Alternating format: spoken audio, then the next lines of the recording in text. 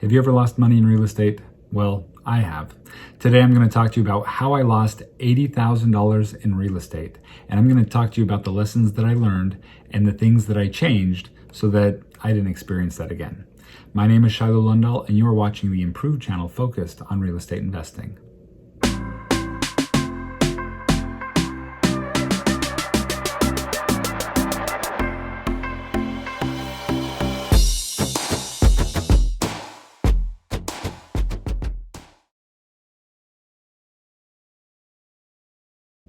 When I was first getting started in real estate investing, I tried to make good connections with people that would help me improve my knowledge about real estate investing and that I could work with in order to get a good return on my investment. Well, I partnered with a guy up in Phoenix, and his name was, let's just call him Tony. Anyway, I partnered with Tony up in Phoenix, and he had 2 properties that he was looking for individuals to partner with him on in order to flip these properties. So I looked at the pro forma that he sent out, and the numbers looked pretty good, and I had actually met him through another connection, and I went and I took a look at some of the properties that he was rehabbing, and I thought, well, this will be a great opportunity for me to learn. So I decided to go ahead and do it. Now, there were a few red flags that I didn't pay enough attention to, and I'm going to go over those right now. When I walked one of his rehabs with him to take a look at how he was doing his rehabs and the quality of work and things like that, I noticed that there were some little fixes that still needed to be made. Or in other words, when he had rehabbed the property, he just didn't take enough care and time to finish up some of these little tiny finishes that really kind of stood out a little bit, at least to me. And I brought it up to him and he said, oh no, it's fine. You know, the type of buyer that's buying this, it's going to be totally fine. But these properties were actually selling for maybe in the $300,000 range a couple of years ago. So really, they were higher than the median price point. So the guy just didn't do a lot of great finish work. And so that was one of the red flags. And so I went around the property and actually we toured 2 different properties. And one of the properties that we toured looked pretty nice. And then I asked him, wow, this is a pretty nice property. And I asked, how long has this been on the market? And he said, well, this one's been on about 9 months. And I'm like, oh, really? That's a pretty long time. How much profit do you stand to make on this one? And he said, well, because of holding time and everything like that, we probably are going to just be breaking even on this property. I thought, well, okay, maybe sometimes that happens. And then I just kind of continued forward, and with the conversations and everything like that. And then I took a look at the pro forma and I thought, you know what? We're projected to make, about $20,000 to $30,000 each on this flip. And so I thought, that sounds great.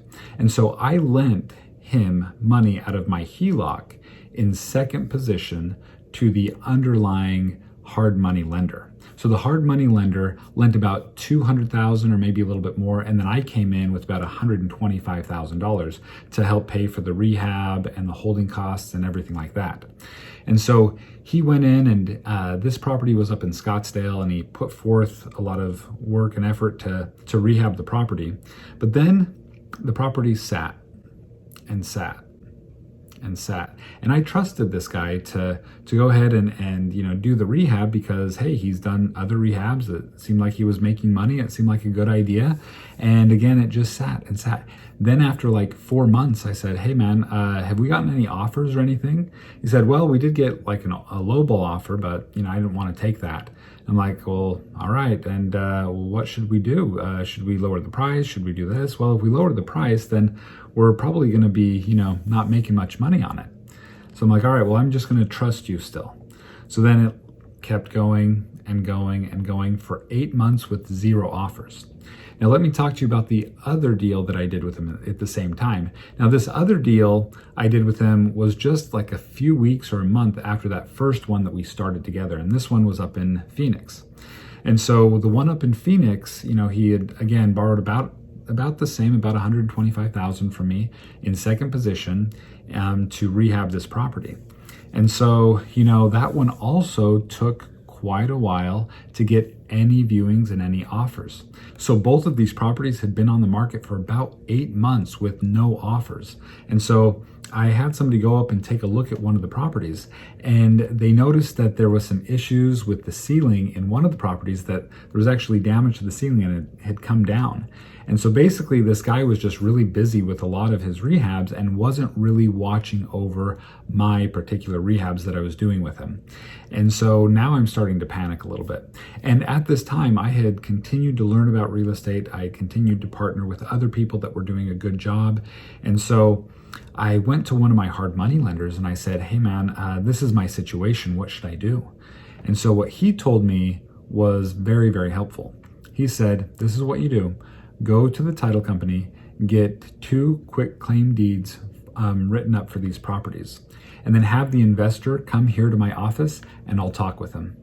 And so I set up an appointment for that investor and me to come and meet with my hard money lender. And the hard money lender, being older and wiser than me, so he looked at him and said, is there any money left into these deals for you? And the guy said, no, not really. So he said, okay, this is what I'm going to do. I'm going to go ahead and pay off the loans, and we're just going to take over these properties.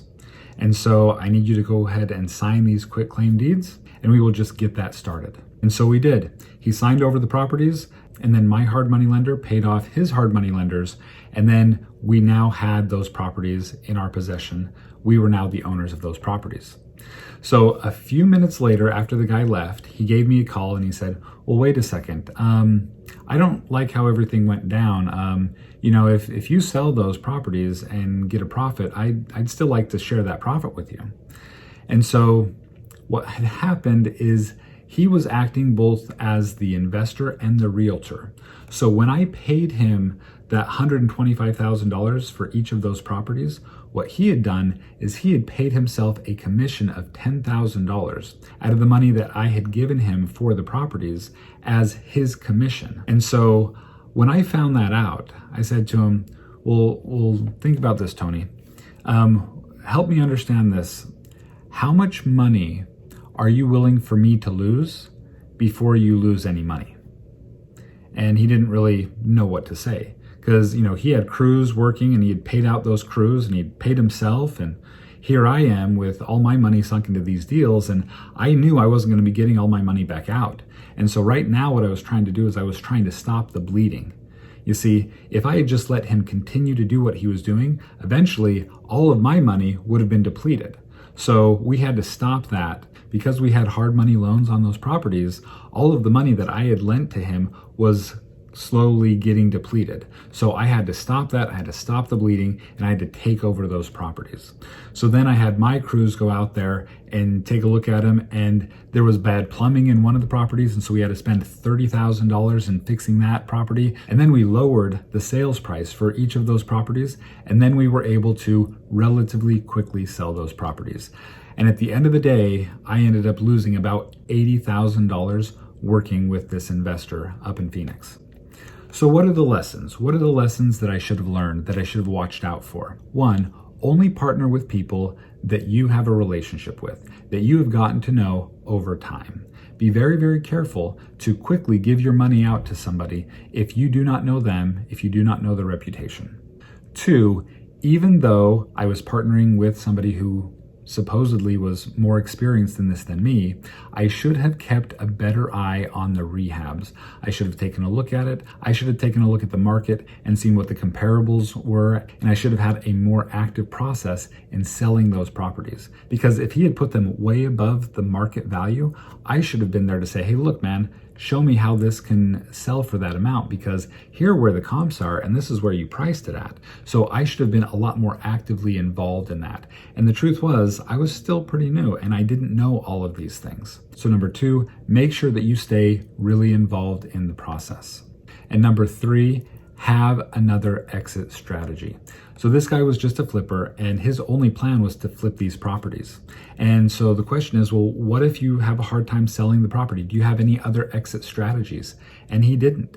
I was just very lucky that I had a good team that I had built during the time that I was working with him. I had this other team that I had built that I was doing other projects with. and they were able to step in and able to help me get out of this bad situation. And I had my realtor who charged me a really low fee in order to sell those properties. And I had my contractor at the time who went in and really rehabbed those properties for a pretty decent discount. So I really appreciated the work that he had done, the work that my realtor had done, and the work of my hard money lender who stepped in and helped save me from losing a ton of money on these properties. So thanks so much for watching this video. I really appreciate it. If you liked it, if it's helpful, if the content that I'm producing is helpful for you guys in learning, please like the video, subscribe to the channel. I'd really appreciate it. And I hope that you have a fantastic day investing in real estate.